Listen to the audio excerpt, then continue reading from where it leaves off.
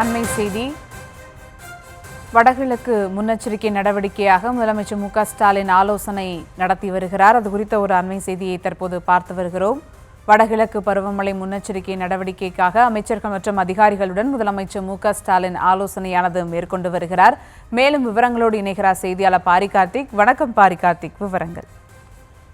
வணக்கம். தமிழ்நாடு முதலமைச்சர் திரு மு.க.ஸ்டாலின் அவர்கள் தலைமையில் தற்போது வடகிழக்கு பருவமழை தொடர்பாக ஆலோசனை கூட்டம் தலைமைச் செயலகத்தில் நடைபெற்று வருகிறது. அதிகாரிகள் மற்றும் அமைச்சர்கள் இந்த கூட்டத்தில் பங்கேற்று வருகிறார்கள். அக்டோபர் இறுதி வாரத்தில் துவங்கும் இந்த மழையானது டிசம்பர் வரை தொடர்ச்சியாக தமிழகத்தின் பிரதான மழைப்பொழிவாக கருதப்படும். இதன் அடிப்படையில் தான் தமிழ்நாடு அரசு பல்வேறு முன்னெச்சரிக்கை நடவடிக்கைகளை எடுத்து வருகிறது.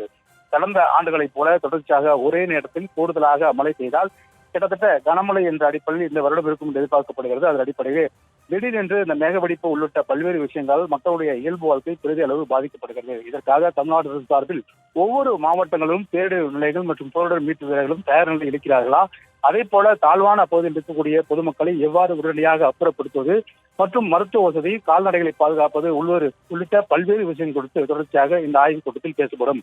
தமிழ்நாடு அரசு சார்பில் ஒவ்வொரு வருடமும் நிதி ஒதுக்கப்பட்டு அதுக்கான பணிகளும் தொடர்ச்சியாக நடைபெற்று வருகின்றன. குறிப்பாக தமிழகத்தினுடைய நீர் மற்றும் வாழ்வாதாரத்துக்கு முக்கியமான தேவையான இந்த வடகிழக்கு பருவமழை ஒவ்வொரு ஆண்டும் வரும் பொழுது தமிழ்நாடு அரசு சார்பில் இத்தகைய கூட்டம் தமிழ்நாடு முதலமைச்சர் அவர்கள் தலைமையில் நடைபெறும். அதன் அடிப்படையில் தான் தற்போது தலைமைச் செயலகத்தில் நடைபெற்று வருகிறது.